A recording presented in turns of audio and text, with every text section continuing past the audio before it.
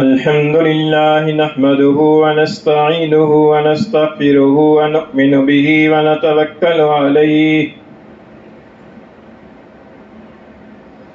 ونعوذ بالله من شرور أنفسنا ومن سيئات أعمالنا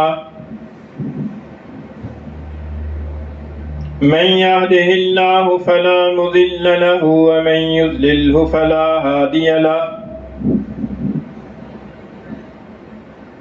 ونشهد أن لا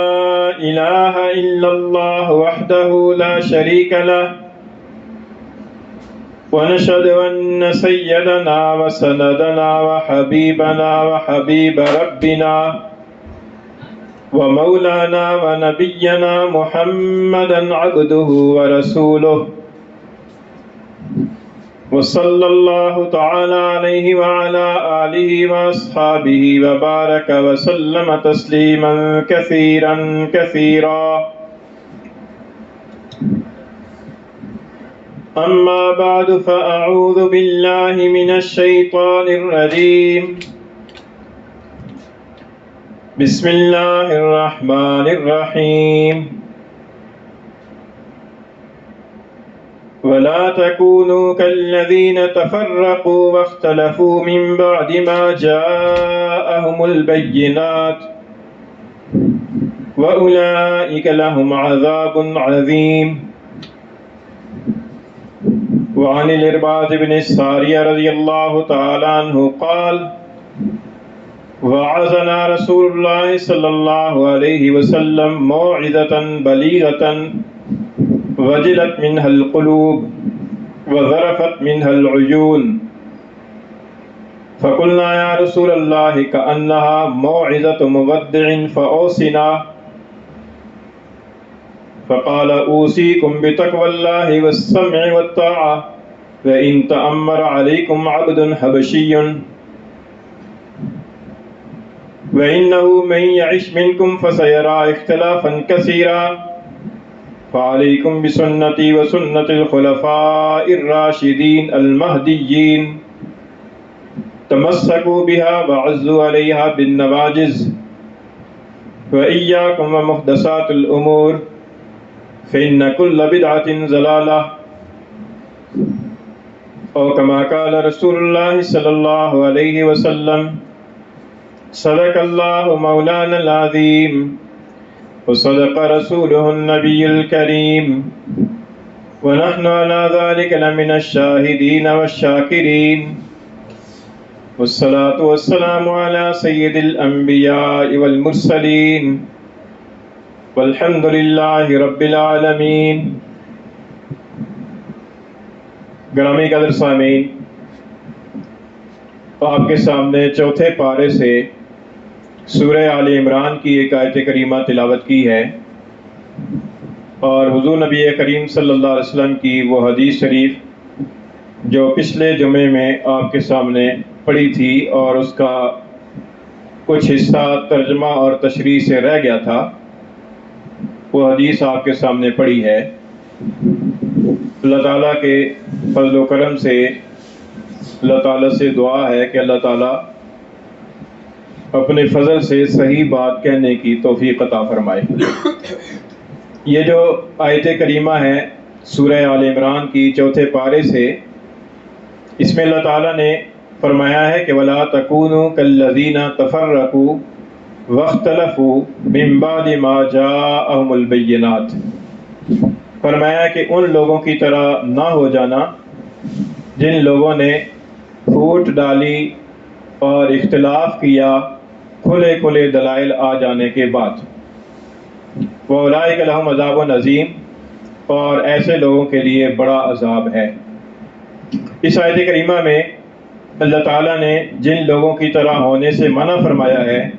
مفسرین نے فرمایا کہ ان سے مراد ہیں یہود و نصارہ اہل کتاب. فرمایا کہ یہود و نصارہ کی طرح نہ ہو جانا، کہ یہود و نصارہ کی بہت ساری خامیوں میں سے ایک خامی یہ ہے کہ کھلے دلائل آ جانے کے بعد، واضح معجزات آ جانے کے بعد، اللہ تعالیٰ کی آیات کریمہ نازل ہو جانے کے بعد خود رسول اقدس صلی اللہ علیہ وسلم کے دنیا میں تشریف لانے کے بعد پھر اس کے باوجود ضد اور نفسانیت کی بنیاد پر دین کے اندر پھوٹ ڈالی اور جدا جدا راہیں نکالی اور اختلاف کیا۔ تو اللہ تعالیٰ فرماتے ہیں کہ ان کی اس خامی کو تم اختیار نہ کرنا، ان کی اس خامی کے اندر تم مبتلا نہ ہونا۔ گویا کہ اللہ تعالیٰ نے دین کے اندر پھوٹ ڈالنے سے اور واضح اور کھلے دلائل سے اختلاف کرنے سے اللہ تعالیٰ نے منع فرمایا اس آیت کریمہ کے اندر۔ یہود و نصارہ نے کیا کیا کہ یہود و نصارہ کے سامنے واضح دلائل تھے، لیکن واضح دلائل کے باوجود جو ہے وہ حضور نبی کریم صلی اللہ علیہ وسلم کی بعثت کے بعد آپ کی پر ایمان نہیں لائے، اور تورات اور انجیل کے اندر آپ صلی اللہ علیہ وسلم کی واضح صفات موجود تھیں، اور ان صفات کے ذریعے سے انہوں نے رسول اللہ صلی اللہ علیہ وسلم کو پہچان لیا تھا کہ آپ واقعی اللہ کے وہ رسول ہیں کہ جن کی بشارت کتاب تورات اور انجیل کے اندر دی گئی ہے، لیکن اس کے باوجود ضد، تعصب اور نفسانیت کی وجہ سے وہ حضور اقدس صلی اللہ علیہ وسلم کی پر ایمان نہیں لائے۔ تو اب ہمارا ایمان ہے کہ حضور نبی کریم صلی اللہ علیہ وسلم خاتم المرسلین ہیں، خاتم النبیین ہیں، اور آپ صلی اللہ علیہ وسلم کے بعد قیامت تک کے لیے کوئی نیا پیغمبر، کوئی نیا نبی نہیں آئے گا۔ اب قیامت تک کے لیے آپ ہی کی نبوت کا زمانہ ہے۔ اب جس آدمی نے ہدایت حاصل کرنی ہے اسے سرور دو عالم صلی اللہ علیہ وسلم کے طریقے کے مطابق چل کر ہی ہدایت حاصل کرے گا۔ آپ صلی اللہ علیہ وسلم کے لائے ہوئے دین سے اختلاف کر کے وہ ہدایت کو حاصل نہیں کر سکتا، کیونکہ اب ہدایت کا سارا راستہ جو ہے وہ حضور نبی کریم صلی اللہ علیہ وسلم کے سنت طریقے کے اندر بند ہو گیا ہے۔ اب یہ تو نہیں ہو سکتا کہ کوئی پیغمبر آئے اور پیغمبر سے اختلاف کریں اور امت محمدیہ کو اس سے منع کیا جا رہا ہو، بلکہ منع کرنے کا مقصد یہ ہے کہ قرآن اور حدیث کے اندر اور حضور نبی کریم صلی اللہ علیہ وسلم کی جو سنتیں ہیں جو واضح طور پر امت کے اجماعی تعامل سے ثابت ہو چکی ہیں، ان اجماعی تعامل سے ثابت شدہ سنتوں سے واضح دلائل کے بعد اختلاف نہ کرو۔ فرمایا کہ ان لوگوں کی طرح نہ ہو جاؤ جنہوں نے واضح دلائل آ جانے کے بعد تفرق کیا، دین کے اندر پھوٹ ڈالی اور اختلاف ڈالا۔ فرمایا کہ ان کی طرح نہ ہو جانا۔ اور اس کی وضاحت ایک حدیث شریف کے اندر بھی آتی ہے جس کو امام ترمذی رحمہ اللہ نے اپنی سنن میں نقل فرمایا ہے۔ حضور نبی کریم صلی اللہ علیہ وسلم کا ارشاد ہے، حضرت عبداللہ بن عمرو رضی اللہ تعالیٰ عنہ اس کے راوی ہیں، فرماتے ہیں کہ حضور نے فرمایا کہ لَيَأْتِيَنَّ عَلَىٰ أُمَّتِي مَا أَتَىٰ عَلَىٰ بَنِي إِسرائِيل۔ فرمایا کہ میری امت پر بھی ایسے حالات آ جائیں گے یا ایسا زمانہ آ جائے گا کہ جیسے حالات اور جیسا زمانہ بنی اسرائیل پر آیا تھا۔ اور فرمایا کہ حسب النال بالنال، جیسے جوتا جوتے کے برابر ہوتا ہے، ایک جوتا دوسرے جوتے کے برابر ہوتا ہے، یہ ایک کنایا ہے، محاورہ ہے۔ فرمایا کہ جس طرح یہ برابر ہوتے ہیں اسی طریقے سے یکساں طور پر حالات اور زمانہ آ جائے گا۔ پھر حضور اقدس صلی اللہ علیہ وسلم نے ارشاد فرمایا کہ حتی ان کان منہم من اتی علی امہ علانیۃ لکان من امتی من یصنع ذلک۔ فرمایا کہ یہاں تک کہ اگر بنی اسرائیل کے اندر کوئی ایسا شخص ہوگا کہ جو اپنی ماں سے بدکاری کرے گا تو میری امت کے اندر بھی ایسا شقی اور بدبخت ہوگا کہ جو ایسا کام کرے گا، یعنی بالکل ان طرح کے سیم حالات ہو جائیں گے۔ اور پھر ارشاد فرمایا کہ بنی اسرائیل والے 72 فرقوں کے اندر بٹ گئے تھے، 72 فرقے ان کے بن گئے تھے، طرح طرح کے مختلف نظریات، مختلف عقائد اور مختلف اصولوں کے اعتبار سے مختلف فرقوں کے اندر بٹ گئے، اور وہ فرقے 72 بن گئے۔ اور فرمایا کہ میری امت 73 فرقوں کے اندر بٹ جائے گی، یعنی میری امت کے اندر بھی اختلاف اور پھوٹ والا جو سلسلہ ہے یہ ہوگا۔ حضور نبی کریم صلی اللہ علیہ وسلم نے اس کی پیشن گوئی فرمائی، اور آپ صلی اللہ علیہ وسلم کی پیشن گوئی یقیناً صحیح اور سچ ہے، اور آپ صلی اللہ علیہ وسلم کی پیشن گوئی کے مطابق امت کے اندر بھی بہت ساری دھڑے بندیاں ہو چکی ہیں، بہت سارے فرقے وجود کے اندر آ چکے ہیں۔ تو فرمایا کہ میری امت کے 73 فرقے بن جائیں گے، کلہم فی النار الا ملۃ واحدہ، سب کے سب جہنم میں جائیں گے سوائے ایک جماعت کے۔ حضور نبی کریم صلی اللہ علیہ وسلم سے صحابہ کرام نے پوچھا کہ وہ ایک جماعت کون سی ہوگی اللہ کے رسول؟ صحابہ کرام نے ان جہنمی جماعتوں کے بارے میں سوال نہیں کیا کہ ان سے ہمیں کیا لینا دینا، صحابہ کرام نے یہ سوال کیا کہ وہ جو ایک فرقہ اور ایک جماعت جنت کے اندر جانے والی ہوگی وہ کون سی ہوگی، اے اللہ کے رسول وہ بتائیے۔ حضور نبی کریم صلی اللہ علیہ وسلم نے فرمایا کہ ما انا علیہ و اصحابی، وہ جماعت اس طریقے پر ہوگی جس طریقے پر آج میں ہوں اور میرے صحابہ ہیں۔ اس سے یہ معلوم ہوتا ہے کہ اصل جو طریقہ ہے، درست طریقہ اور صحیح راستہ، وہ حضور نبی کریم صلی اللہ علیہ وسلم کا سنت راستہ ہے، اور وہ راستہ صحابہ کرام کا اختیار کردہ راستہ ہے کہ جس کی پر چل کر انسان کو ہدایت حاصل ہوگی. اب اس کے علاوہ ہدایت کا کوئی راستہ نہیں ہے. تو یہ جو آپ نے فرمایا کہ ما انا علیہ و اصحابی، تو آپ صلی اللہ علیہ وسلم نے اپنے ساتھ ساتھ صحابہ کرام کو بھی شامل فرمایا، تاکہ صحابہ کرام کا جو طرز عمل ہے، صحابہ کرام جو ہے وہ حضور نبی کریم صلی اللہ علیہ وسلم کے دنیا سے پردہ فرما جانے کے بعد 100 سال تک صحابہ کرام کا زمانہ ہے. 100 سال کے بعد حضور صلی اللہ علیہ وسلم کے آخری صحابی حضرت طفیل رضی اللہ تعالیٰ عنہ کا آخر میں انتقال ہوا. تو یہ 100 سال کا زمانہ بنتا ہے، گویا کہ حضور نبی کریم صلی اللہ علیہ وسلم کے صحابہ 100 سال تک حضور کے دنیا سے پردہ فرما جانے کے بعد موجود رہے. تو حضور نے فرمایا کہ جس طریقے پر میں ہوں اور میرے صحابہ ہیں، فرمایا کہ اس طریقے کی پر جو جماعت ہوگی وہ جماعت جنت کے اندر جانے والی ہوگی. یہ دو چیزیں ارشاد فرمائیں. اسی حدیث سے علماء کرام نے یہ استنباط فرمایا کہ درست راستہ وہی ہوگا کہ جو حضور نبی کریم صلی اللہ علیہ وسلم کی سنت کا راستہ ہوگا، اور جو صحابہ کرام کے اجماعی تعامل اور اجماع کا راستہ ہوگا وہ درست راستہ ہوگا. اور اسی کے تحت میں علماء کرام نے فرمایا کہ جو صحیح جماعت ہے، اس صحیح جماعت کا جو لقب ہے وہ لقب ہے اہل سنت والجماعت. اہل سنت والجماعت، سنت سے مراد ہے حضور صلی اللہ علیہ وسلم کا طریقہ اور راستہ، اور جماعت سے مراد ہے صحابہ کرام کی جماعت. تو جو آدمی حضور نبی کریم صلی اللہ علیہ وسلم کے سنت کے راستے کی پر چلے گا، آپ صلی اللہ علیہ وسلم نے جن عقائد و نظریات کی تعلیم دی ہے ان عقائد و نظریات کے مطابق اس کے عقائد و نظریات ہوں گے. جن امور کے اندر حضور صلی اللہ علیہ وسلم نے جو راستہ اختیار فرمایا ہے، عبادات کے اندر، اخلاقیات کے اندر، معاملات کے اندر، اس طریقے کو جو آدمی اختیار کرے گا. اور پھر صحابہ کرام جس راستے کی پر چلے ہیں اور صحابہ کرام نے حضور نبی کریم صلی اللہ علیہ وسلم کی جو سنت ہے، اس سنت کی جو تشریح فرمائی ہے، اس کے مطابق جو آدمی چلے گا تو وہ آدمی اہل سنت والجماعت میں شامل ہوگا. اور حضور نے فرمایا کہ یہ آدمی جو ہے وہ یہ فرقہ اور یہ جو جماعت ہے، یہ جماعت سیدھی جنت کے اندر جانے والی ہے. باقی جو جماعتیں ہیں وہ جماعتیں جہنم کے اندر جانے والی ہیں. اس سے یہ معلوم ہوا کہ اہل سنت والجماعت یعنی مسلمان ہو جانے کے بعد پھر آدمی کا اہل سنت والجماعت کے عقائد و نظریات کے مطابق عقائد و نظریات کا ہونا ضروری ہے. اگر کوئی آدمی اہل سنت والجماعت کے عقائد سے ہٹ کر کوئی عقیدہ اور نظریہ رکھتا ہے تو باوجود مسلمان ہونے کے وہ صحیح راستے کی پر نہیں ہے، وہ عقائد و نظریات کے اعتبار سے غلط راستے پر ہے. اسی طریقے سے اعمال کے اندر اگر وہ ایسے اعمال کو اختیار کرتا ہے کہ جن اعمال کا حضور صلی اللہ علیہ وسلم سے اور صحابہ کرام سے کوئی ثبوت نہیں ملتا، تو ظاہر ہے کہ وہ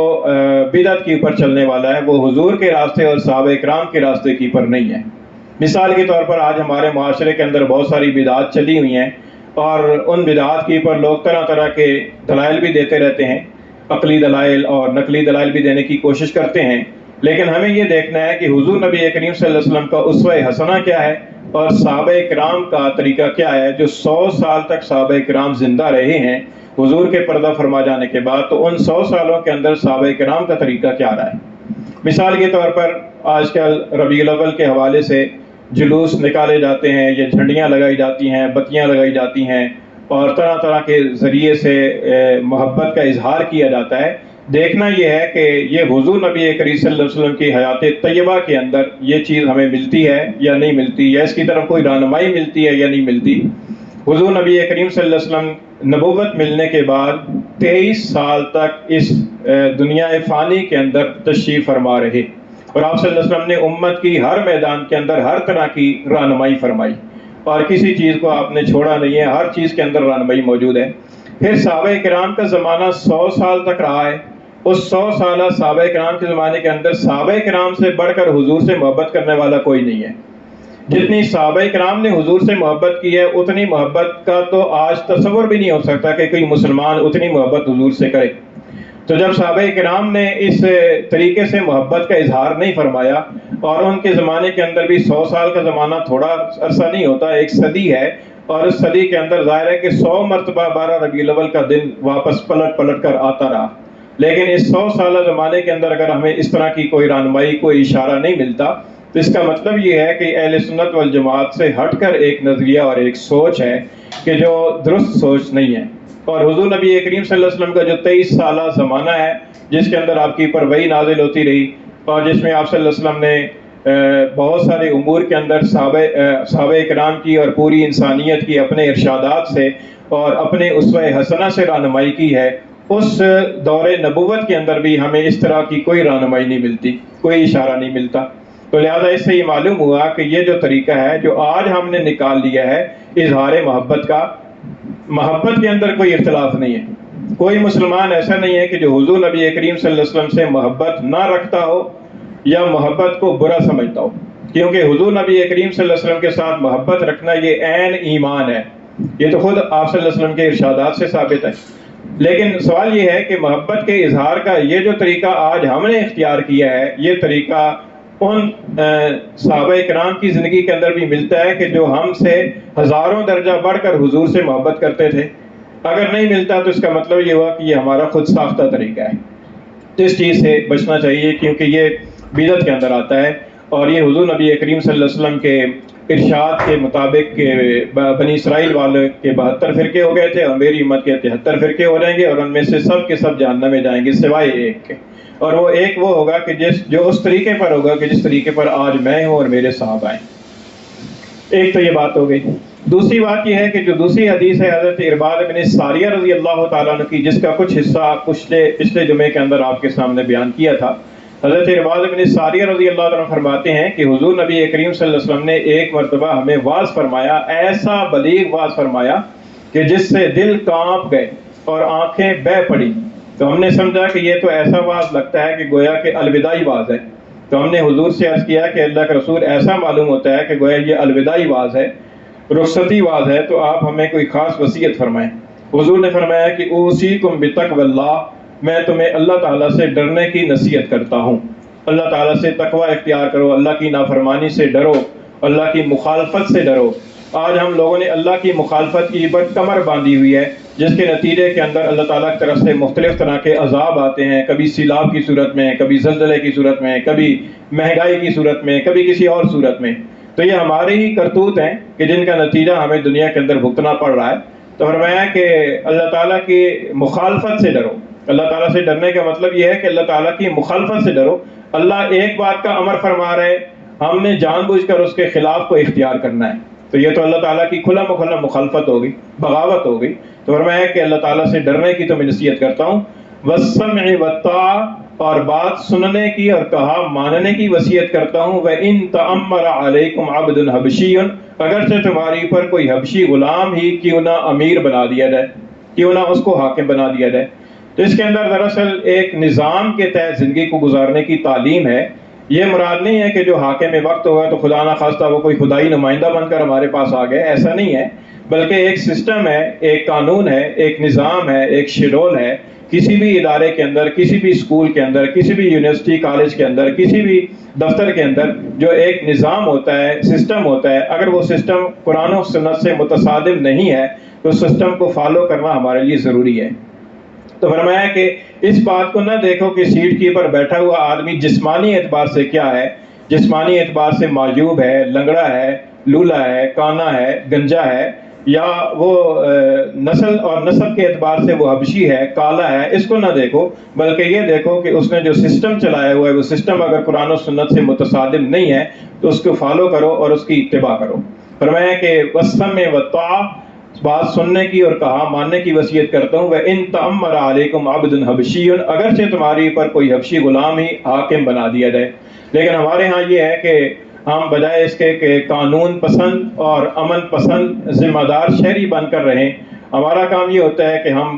حکمرانوں کو، وقت کے حکمرانوں کو گالم گلوچ دینا، بد تہذیبی کرنا، ان کے خلاف الزام تراشی کرنا، ان کے خلاف غیبتیں کرنا وغیرہ وغیرہ، اس کے اندر ہم لگے رہتے ہیں، لیکن خود سے ہم اپنے آپ کو ایک ذمہ دار اور قانون پسند شہری بنانے کے لیے تیار نہیں ہیں۔ تو یہ غلط بات ہے، یہ اخلاقی اعتبار سے بھی غلط ہے، شرعی اعتبار سے بھی غلط ہے۔ حضور نبی کریم صلی اللہ علیہ وسلم نے اس کے اندر ہدایت فرمائی۔ پھر آپ نے ارشاد فرمایا کہ جو میرے بعد زندہ رہے گا تو بہت سارے اختلافات دیکھے گا۔ اس کے اندر بھی حضور نے پیشن گوئی فرمائی کہ بہت سارے اختلافات دیکھے گا، مذہبی اختلافات دیکھے گا، مسلکی اختلافات دیکھے گا، اور سیاسی اختلافات دیکھے گا، اور بہت سارے اختلافات تعصب کی بنیاد پر، ضد کی بنیاد پر، نفرت کی بنیاد پر بہت سارے اختلافات دیکھے گا۔ فرمایا کہ ان اختلافات کے دور کے اندر کرنا کیا ہے؟ فرمایا کہ فَعَلَيْكُمْ بِسُنَّتِي وَسُنَّتِ الْخُلَفَاءِ الرَّاشِدِينَ، پھر تمہاری پر لازم ہے کہ میرے سنت کی پر چلو اور میرے خلفائے راشدین کی سنت کی پر چلو۔ خلفائے راشدین ہم سب جانتے ہیں کہ 4 حضرات ہیں، سیدنا ابوبکر صدیق، سیدنا عمر فاروق اعظم، سیدنا عثمان ذو النورین اور سیدنا علی المرتضیٰ رضی اللہ تعالی عنہم۔ یہ چاروں خلفائے راشدین اور ہدایت یافتہ اور ہدایت کی پر اللہ کے رسول نے فرمایا کہ خلفائے راشدین بھی ہیں اور مہدیین بھی ہیں، ہدایت یافتہ ہیں۔ فرمایا کہ تمسکوا بہا وعضوا علیہا بالنواجذ، اس طریقے کو جو میرا طریقہ ہے اور جو خلفائے راشدین کا طریقہ ہے، اس طریقے کو مضبوطی کے ساتھ پکڑو اور ان کو ڈاڑوں کے ساتھ مضبوط تھام لو۔ اور فرمایا کہ وَإِيَّاكُمْ وَمُحْدَثَاتِ الْأُمُورِ، اور نئے نئے کام دین کے اندر، دین کے نام سے نئے نئے کام ایجاد کرنے سے بہت زیادہ بچ کر رہو۔ فَإِنَّ كُلَّ بِدْعَةٍ ضَلَالَةٍ، اس لیے کہ ہر بدعت گمراہی ہے۔ اب اس حدیث کے اندر حضور نبی کریم صلی اللہ علیہ وسلم نے اختلافات کو حل کرنے کا ایک پیمانہ ہمیں دیا ہے، اور وہ پیمانہ یہ ہے کہ خلفائے راشدین کا طریقہ دیکھ لیا جائے، حضور نبی کریم صلی اللہ علیہ وسلم کا طریقہ دیکھ لیا جائے، ان حضرات کا کیا تھا۔ حضور نبی کریم صلی اللہ علیہ وسلم کی حیات طیبہ کے اندر نبوت ملنے کے بعد 23 سالہ نبوت کے اندر 23 مرتبہ 12 ربیع الاول کا دن پلٹ پلٹ کر آتا رہا، لیکن حضور نبی کریم صلی اللہ علیہ وسلم نے نہ تو خود اپنے اسوہ حسنہ سے اس بات کی کوئی رہنمائی فرمائی کہ ایسا ایسا کیا جائے، اور نہ آپ نے اپنے ارشاد سے کوئی ایسی بات ارشاد فرمائی۔ آپ فرما سکتے تھے کہ جب 12 ربیع الاول کا دن آئے تو میرے اوپر کثرت سے درود بھیجو، آپ فرما سکتے تھے کہ جب 12 ربیع الاول کا دن آئے تو اتنے اتنے نوافل پڑھو، آپ فرما سکتے تھے کہ آپ 12 ربیع الاول کا دن آئے تو آپس میں عید کی طرح آپس میں مسرت مناؤ اور ایک دوسرے کو مبارکباد دو، لیکن اس طرح کی کوئی بات کسی حدیث کے اندر نہیں ملتی۔ اگر کسی آدمی کے علم کے اندر کوئی ایسی حدیث ہو تو وہ بے شک پیش کر سکتا ہے، اس کی رہنمائی ہو سکتی ہے۔ اور حضور نبی کریم صلی اللہ علیہ وسلم کے دنیا سے پردہ فرما جانے کے بعد سیدنا صدیق اکبر رضی اللہ عنہ خلیفہ بنے، پھر حضرت عمر فاروق اعظم، پھر حضرت عثمان، پھر حضرت علی رضی اللہ تعالیٰ عنہ، یہ سارے ترتیب کے ساتھ خلفاء بنے۔ اور حضور نبی کریم صلی اللہ علیہ وسلم کی پیشن گوئی تھی کہ میرے دنیا سے چلے جانے کے بعد 30 سال تک خلافت راشدہ کا دور ہوگا، اور یہ ان چاروں خلفاء کا جو زمانہ خلافت ہے سارا ملا کر 30 سال بنتا ہے۔ اس 30 سالہ زمانہ خلافت راشدہ کے دور میں ظاہر ہے کہ 30 مرتبہ 12 ربیع الاول کا دن پلٹ پلٹ کر آیا، یعنی 30 سال ہیں تو ہر سال 12 ربیع الاول کا دن آتا ہے، تو 30 مرتبہ تو آیا ہے۔ لیکن نہ تو سیدنا صدیق اکبر رضی اللہ تعالیٰ نے کوئی ایسا عمل فرمایا، نہ حضرت عمر فاروق اعظم نے ایسا کوئی عمل فرمایا، حالانکہ اس وقت بہت ساری فتوحات ہو گئی تھیں، بہت سارے علاقے کی پر حضرت عمر کی حکمرانی قائم ہو گئی تھی، بہت سارے اجمی لوگ جو ہے دین کے اندر داخل ہو چکے تھے، لیکن نہ تو انہوں نے کوئی ایسا عملی طور پر یا ارشادی طور پر کوئی رہنمائی فرمائی، نہ حضرت عثمان نے، نہ حضرت علی نے، حالانکہ یہ چاروں خلفائے راشدین سارے صحابہ کرام میں سے سب سے افضل ہیں، اور ان کو سب سے زیادہ حضور نبی کریم صلی اللہ علیہ وسلم کا تعلق تھا، اور حضور نبی کریم صلی اللہ علیہ وسلم نے ان چاروں پر اعتبار فرمایا۔ سب سے بڑی بات یہ ہے کہ یہ حضور نبی کریم صلی اللہ علیہ وسلم کے معتمد علیہ تھے، آپ نے ان کے پر اعتماد فرمایا، اور آپ نے فرمایا کہ میرے طریقے پر چلنا اور خلفائے راشدین کے طریقے پر چلنا، یہ ایسے نہیں فرما دیا تھا، آپ کو اعتماد تھا، پورا اعتبار کہ یہ چاروں خلفاء میرے طریقے سے ہٹ کر کوئی بات نہیں کریں گے، میرے طریقے سے ہٹ کر کوئی کام نہیں نکالیں گے۔ تو ان چاروں خلفائے راشدین کے زمانے کے اندر 12 ربیع الاول کے حوالے سے ہمیں کوئی رہنمائی نہیں ملتی، تو اس لیے 12 ربیع الاول کے حوالے سے جو آج کل ہم کر رہے ہیں تو وہ چیزیں قابل اصلاح ہیں، اور وہ چیزیں ایسی ہیں کہ وہ حضور کے طریقے اور خلفائے راشدین کے طریقے سے ہٹ کر ہیں، تو اس کے اندر زیادہ تر اپنی نفسانیت اور اس طرح کی چیزوں کا دخل ہوتا ہے، تو اس لیے ان چیزوں سے آدمی کو پرہیز کرنا چاہیے، اور حضور نبی کریم صلی اللہ علیہ وسلم کا جو بتایا ہوا ہے پیمانہ ہے اس کے مطابق اپنے عقائد و نظریات بھی درست رکھنے چاہیے، اور اپنے جو اعمال ہیں ان اعمال کو بھی سنت کے مطابق بنانے کی کوشش کرنی چاہیے۔ ویسے بھی اگر دیکھا جائے تو حضور نبی کریم صلی اللہ علیہ وسلم کا جس طرح کا مزاج تھا جو آپ کی اسوہ حسنہ سے ہمیں معلوم ہوتا ہے، تو یہ جو کچھ آج کل ہم کرتے ہیں یہ آپ کے مزاج کے ساتھ میل ہی نہیں کھاتا۔ آپ کا مزاج تو اس طرح ٹیپ ٹاپ کا اور شوش مارنے کا اور اس طریقے سے سجاوٹ کا آپ صلی اللہ علیہ وسلم کا مزاج ہی نہیں تھا۔ آپ صلی اللہ علیہ وسلم کا مزاج تو بہت سادگی والا تھا، اور آپ صلی اللہ علیہ وسلم نے تو بہت سادہ طریقے سے زندگی گزاری ہے، باوجود اس کے کہ آپ صلی اللہ علیہ وسلم کو اللہ تعالیٰ کی طرف سے یہ بھی پیشکش ہوئی کہ احد پہاڑ کو سونے کا بنا دیا جاتا ہے، وہ آپ کے ساتھ رہے گا آپ جیسے چاہیں، لیکن آپ صلی اللہ علیہ وسلم نے اس کو قبول نہیں فرمایا، اور آپ صلی اللہ علیہ وسلم کی جو طرز حیات ہے، جو آپ صلی اللہ علیہ وسلم کا سیرت ہے، اس کو اگر ہم پڑھیں تو ہمیں معلوم ہوتا ہے کہ آپ صلی اللہ علیہ وسلم کی زندگی کس انداز سے گزری ہے، اور آپ صلی اللہ علیہ وسلم نے اپنی اولادوں کی اور اپنی بیٹیوں کی شادی کس انداز سے کی ہے، آپ صلی اللہ علیہ وسلم کی اپنی شادیاں کس انداز سے ہوئی ہیں۔ آپ صلی اللہ علیہ وسلم نے کبھی یہ نہیں فرمایا کہ یہ میری پیدائش کا دن آ رہا ہے، اس کے اندر تم یہ کرو یہ کرو یہ کرو، فرما سکتے تھے لیکن آپ نے نہیں فرمایا۔ اچھا، آپ صلی اللہ علیہ وسلم کے علاوہ باقی صحابہ کرام کے اندر بھی یہ چیز نہیں تھی، یہ تو آج سے 100 سال پہلے تک مسلمانوں کے اندر بھی یہ چیز نہیں تھی کہ بچوں کی سالگرہ منائی جائے، اور بچوں کی سالگرہ کا دن آ جائے تو اس وقت یہ کیا جائے، جھڑیاں لگائی جائیں اور کیک کاٹے جائیں۔ اور یہ آپ صلی اللہ علیہ وسلم کے جو پیدائش کا دن ہے، اس کے پیدائش کے دن کے حوالے سے جو کچھ آج کل کیا جا رہا ہے، یہ حضور کی تعلیم نہیں ہے، صحابہ کرام کی تعلیم نہیں ہے، اور خلفائے راشدین کی تعلیم نہیں ہے، فقہاء اور محدثین کی تعلیم نہیں ہے، مفسرین کی تعلیم نہیں ہے، امت کے اولیاء کی تعلیم نہیں ہے۔ تو پھر یہ چیز کیا ہے؟ یہ چیز تو ہماری خود ساختہ ہے۔ اس لیے خود ساختہ چیزوں سے کم از کم اتنا ضرور ہونا چاہیے کہ ان کو دین کا حصہ نہیں سمجھنا چاہیے، یہ نہیں سمجھنا چاہیے کہ یہ ثواب کا کام ہے، یہ دین کا کام ہے، یہ سنت ہے۔ ایسی چیزوں سے آدمی کو گریز کرنا چاہیے۔ ان احادیث سے اور اس آیت کریمہ سے ہمیں یہ رہنمائی ملتی ہے۔ خدا کرے کہ ہماری سمجھ میں یہ بات آ جائے اور اللہ تعالی ہمیں عمل کی توفیق عطا فرمائے۔ وما علینا الا البلاغ۔